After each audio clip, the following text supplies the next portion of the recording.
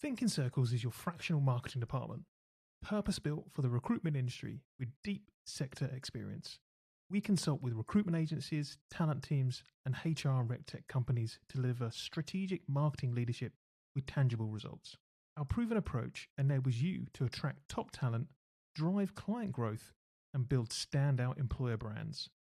As a flexible extension of your team, we offer the insight and support you need to make smarter marketing decisions without the cost or complexity of hiring in-house.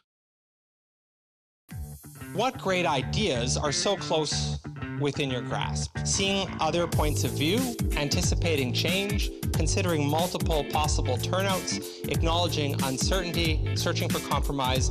We're going to talk about how to get over those limiters of innovation so that you can extract better thinking from yourself and your team.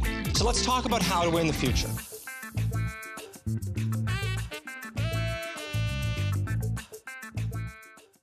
In this episode, I'm joined by Zoe Shackleton, Head of HR and Equality, Diversity and Inclusion at Huddersfield Town Football Club.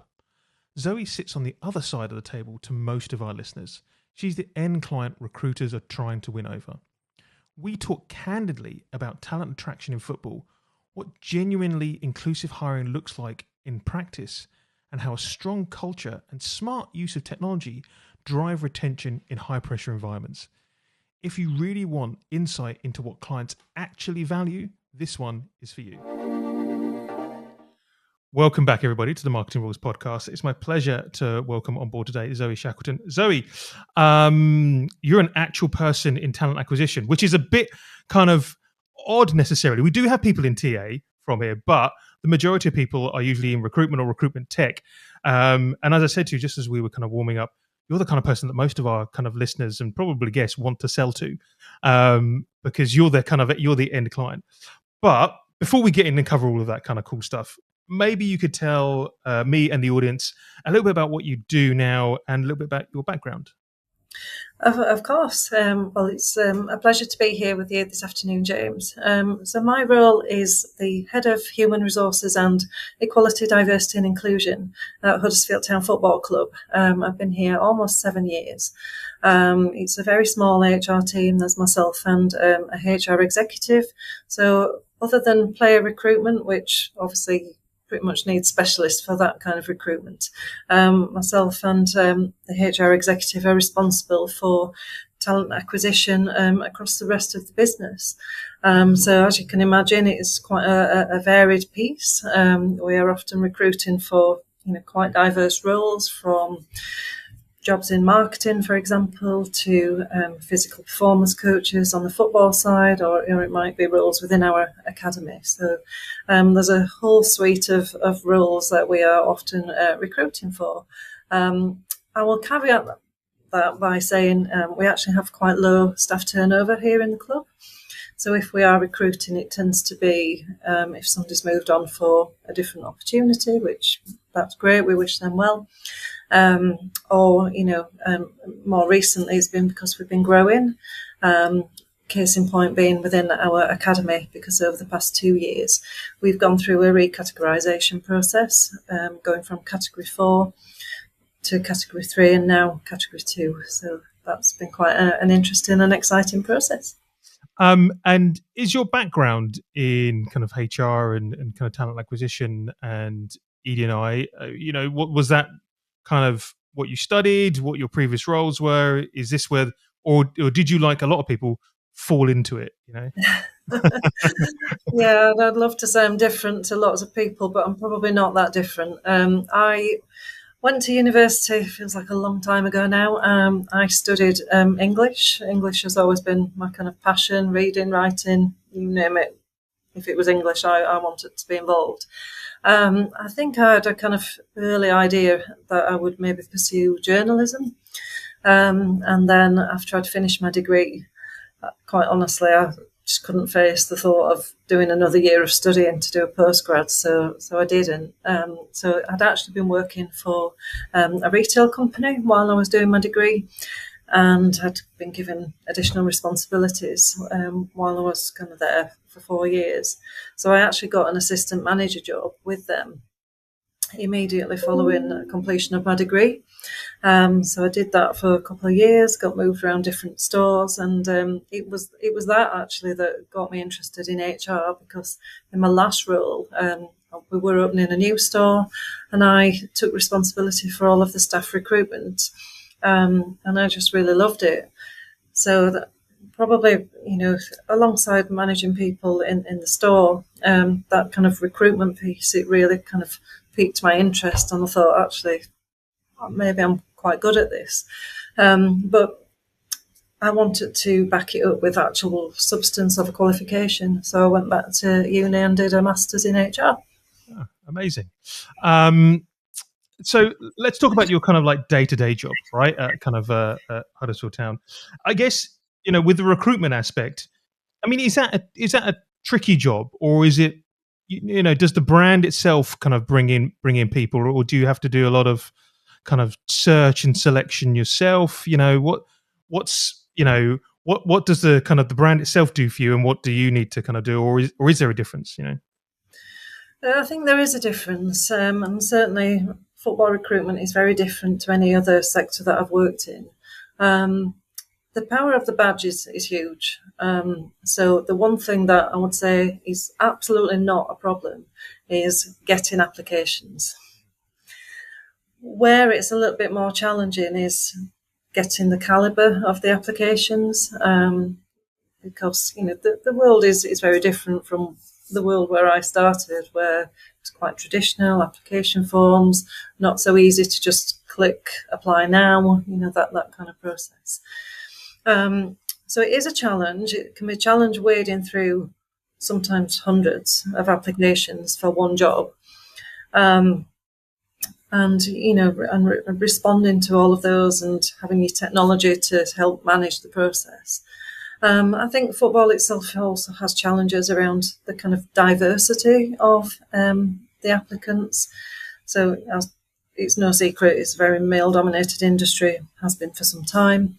But, we are committed to trying to diversify our workforce so it's more representative of the local communities in which we're placed. So that's a challenge, because you can't engineer these things. The applicants are either from diverse backgrounds or they're not. But there are a few things that we have been doing, and I'm really quite proud of these things, to try and get that diversity there. So one of the things that we committed to about 4 years ago was working towards being a menopause-friendly employer. So predominantly that was around looking after our existing female workforce and making sure that we're catering for their needs at every stage of their life. But I think that has had a knock-on effect externally, with people seeing that we actually really do care about our workforce, and particularly our female colleagues. So we have seen that representation increasing over the past few years. I mean, that's amazing, right? I mean, that's a kind of a great initiative. I mean, there must be a few other things that you've kind of worked on from a diversity and an EDI kind of aspect as well. Are you able to kind of talk about some of the other kind of initiatives you've kind of you're working on or have got in place? Yeah, definitely. I mean, it is quite wide-ranging, and a lot of the work that we do is kind of underpinned by football-related frameworks. So we've been working on the Premier League Equality, Diversity and Inclusion Standard since 2017. That's actually not mandatory for us as an EFL club, but we started that work in 2017 when we got promoted, and we've just carried on. So we actually achieved the advanced level of that accreditation in 2023, and we're now working at the advanced health check level. We have to work on the EFL Equality Code of Practice. That one is mandatory for us, and we were one of the first 2 clubs to achieve the Gold Award of that framework in May last year. So I think those things are helpful, because they really help to kind of guide you through things that are relevant to your context that you might do differently or think about differently, and hopefully yields different outcomes. We're also a disability confident leader. I think it's really important that if you're looking at diversity, you're not just looking at one aspect. So employing more disabled people, that's something that we feel really passionate about. So we've been a disability confident leader since 2021. And we're also a mindful employer. and I think we've had that accreditation for about 5 years now. Earlier this year, in January, we were the first of any organisation to become a menstruation-friendly employer. So I think we're currently the only organisation to hold both menopause and menstruation-friendly employer accreditations. So I'm really proud of those things, actually. Yeah, I mean, I can see why you would be. I'm surprised you haven't got all these certificates behind you on the wall. In all honesty, because it seems to be you've kind of you've there seems to be a methodical process to maybe kind of like to be genuinely authentic about kind of building out your adhering to these frameworks, but then not just a box ticking exercise. Right? That's what it feels like, and that when I've spoken to people in the past. I always ask that question around ED&I, whether it's just a box ticking exercise. And from your aspect, can you actually tie that back? Is your workforce now way more kind of diverse than it was, or is there still a bit of a way to go? What does that roadmap look like? Yeah, it's a great question.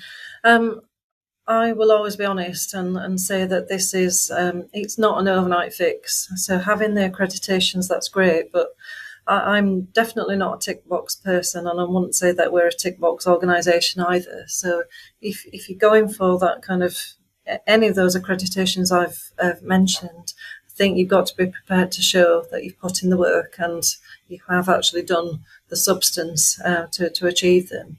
And I really fundamentally feel that we have, and we are. It's an ongoing thing. But changing, your workforce demographics or any other demographics, that's a long-term situation. As I've already said, staff turnover here is quite low, and so if you're not growing, it's where are you getting those percentage increases? So one of the things that we kind of decided fairly early was, if you've been asked to have an action plan that covers the next 3 years, is that enough? And we didn't feel it was. So our strategy around ED&I, that's a 10-year approach, and we'll get to the end of the 10-year initial period, but that won't be the end. There'll be another incarnation of the strategy, because to move the dial on these things, it's way more complicated. So, for example, if you're talking about cultural and ethnic diversity,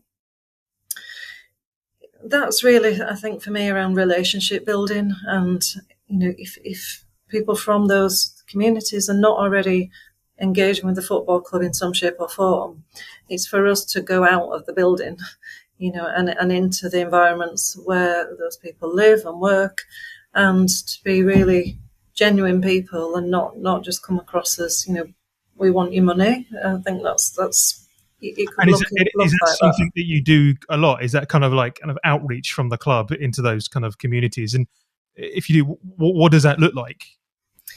Yeah, so I'll start by saying there's certainly more that we can do, but we have our own charity, the Huddersfield Town Foundation. So they deliver a whole range of programmes in local settings, whether that's in primary schools, secondary schools, running summer camps, running programmes around health, well-being, and there's the whole suite of programmes that the charity run.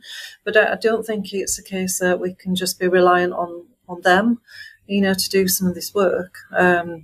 So there have been a few things that we have done, and then something really exciting that's coming up.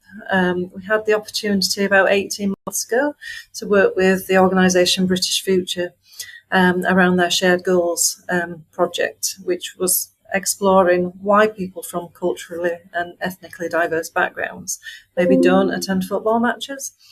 So that was a really interesting piece of work that gave us some insights into some of the barriers.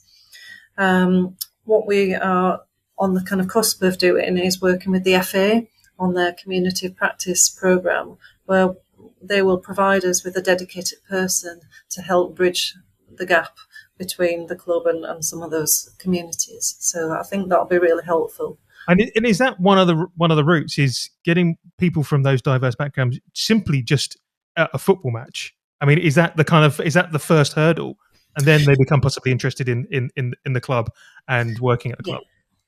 It can be that can be really powerful. I think there are lots of long-standing perceptions around football and what it is, and things that I wouldn't necessarily thought about, like having a police presence at matches. Whereas I might think, oh, that makes the game safe. To other people, that might look like, well, actually, it's dangerous because why do they need all these police officers and mounted police and things like that? So it's understanding the different perspectives on what you've got in place.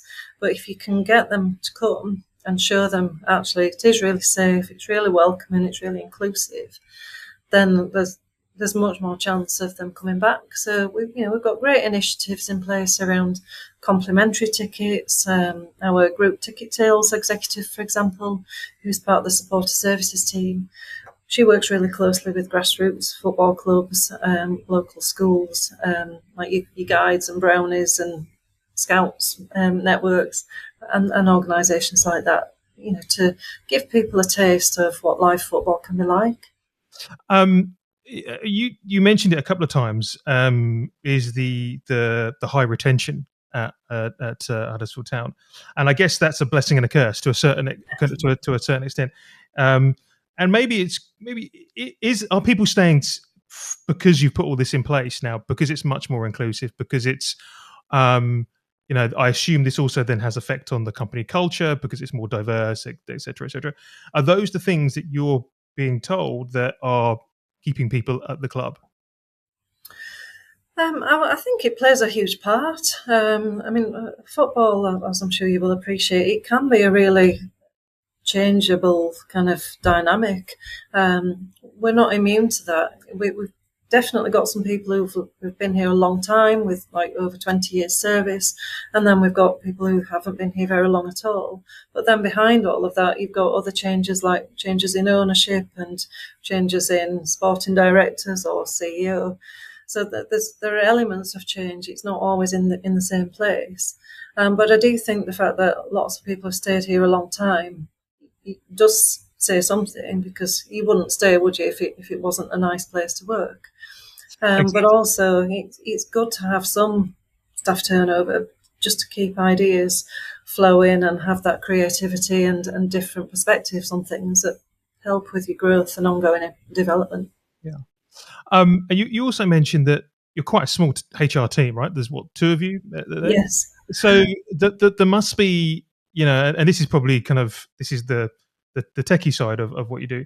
You must have tools and processes and technology in place to support this, right? Which means that you can stay kind of quite lean and don't need to have more hands on deck, right? And maybe you could tell us a bit more how you're kind of leveraging technology, maybe one from the talent attraction and recruitment piece, but also we can then touch on a little bit later on around all of the ED&I stuff that it must be there as well. Yeah, I mean, I'm smiling because this might be surprising to you, but we've only had an applicant tracking system in place since last year. That doesn't surprise me. I know that really doesn't surprise me. That doesn't surprise me. Yeah. So, for kind of my first 6 years here, I'm not exaggerating. We have manually responded to every single application that we received, copying and pasting from a template set of responses for different scenarios of, yes, you've been shortlisted, or sorry, on this occasion you haven't. Thank you for submitting an application at all. So that was quite labour intensive, managing all of that, and not really efficient in terms of time and the small resource that we've got. So the applicant tracking system has been an absolute godsend.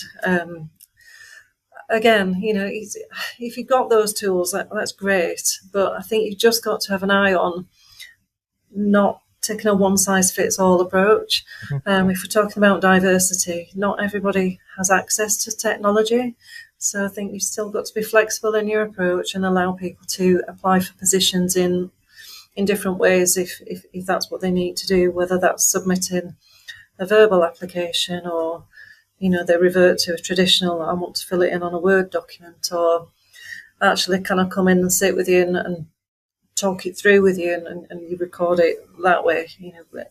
people have lots of different needs and sometimes lots of different barriers. So it's just building in those flexibilities to the process. But overall, I would advocate for, yes, the technology is great and it's massively helped us streamline the process. And actually, the quality of the applications that we're now getting, because we're able to ask questions, if you like. So if you've got your person spec, transpose those criteria into questions. It's helping people, I think, do a better job of putting themselves forward in the first place. Yeah. And what about the kind of internal kind of processes? You might, with you having such a focus on diversity, you must have try and be putting something into place to have some kind of analytics behind this, or make sure that you are kind of going in the right direction. Is that something you're doing or is planning to do? Yeah, so it was not quite, but almost one of the provisions of me accepting the job here that I needed a HR system to track, all the different employment contracts that we've got and to be able to monitor that diversity of the workforce. So that actually came much earlier than the applicant tracking system. So we've had that about 6 years. It's great because all your data's there if you ask for that up front, but give people the opportunity to update the details at any point. I can run a report any day and get all of that diversity information whenever I need it. So that's brilliant. And one of the reasons that we chose the applicant tracking system that we've got is because it integrates with that HR system. Yeah. So we're reducing the kind of duplication, if you like, of inputting. I can transfer somebody from an applicant to an employee through a click of a few buttons. Yeah. And have you? Again, this is quite trending at the minute. Do you touch on AI or anything like that? Is that kind of part of the things you've kind of looked at the minute? Every bit of technology these days seems to have kind of artificial intelligence of some kind of built in for, especially the kind of analytics and things like that. Yeah, I would say we're just kind of dipping our toe in the water with AI. I am quite a traditional person and a little bit sceptical, I suppose, of AI. And I think it's got the potential to be really beneficial. But with any kind of technology, it comes down to responsible use, I think, and not over-reliance on it. So, understanding how it works, that it's not entirely bias-free. I wouldn't want a system making all my recruitment decisions for me. I think that feels fundamentally wrong, really. It feels like also being in the workplace that you are, there's possibly kind of like regulations and things like that may affect kind of use of that, and maybe parts of the framework that might kind of restrict you being able to use some of those kind of things as well. Yeah, I mean, I don't think anybody's overtly said don't use AI. I mean, I've only very recently kind of explored it, and for very limited things, such as, I don't know, if I'm trying to write a training presentation or a narrative for a video, and you've got kind of raw material, it can just help give you a good starting point rather than it all coming out of your own head. But I think you've still got to work through what it's churning out and check it for accuracy and, does it actually suit the original purpose and all of those things. So, and what does this is the final question? What does the future look like with regards to talent attraction and talent retention at Huddersfield Town? We've touched on the diversity piece, but and you're growing your staff, your staff base is growing as well. So, what does the next few years look like? Do you know what, James? I'd really like to say that it looks a lot different, but I think there's work to be done in society, really, around raising aspirations of people from different backgrounds, different genders, different ethnicities, that men's football is an environment where they can see themselves working.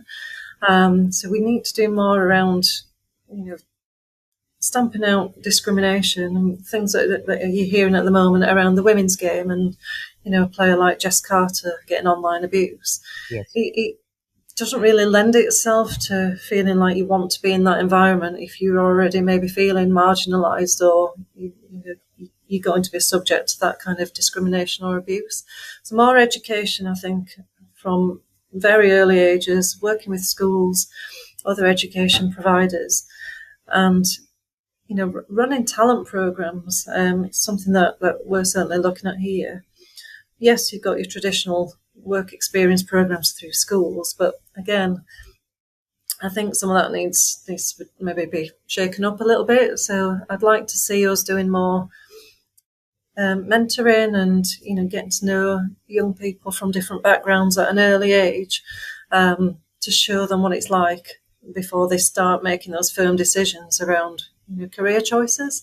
And then hopefully in 10 years' time, you see more women working in the men's game, more people from very different backgrounds. So, if we can do that in our very small pocket of the UK, that would be brilliant. So the final question, and this is a bit of a leading question. Were you a fan of Huddersfield Town before you joined? Well, my husband is a lifelong Huddersfield Town fan, so I'm going to say yes, but I will also be really honest and say that I grew up as a Manchester United fan, because that's the team that my dad supported. So I still keep an eye on what Manchester United are doing, but I'm absolutely Huddersfield Town through and through now. Yeah, that's the diplomatic answer, isn't it?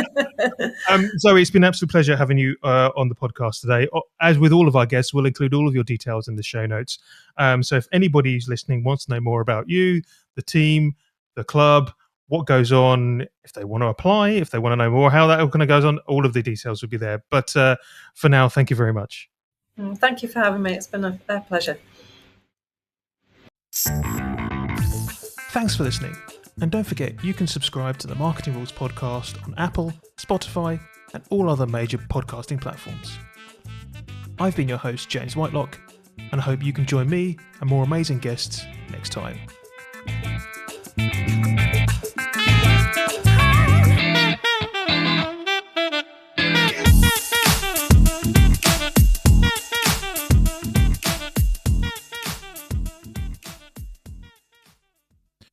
The Marketing Rules podcast is a Think in Circles production.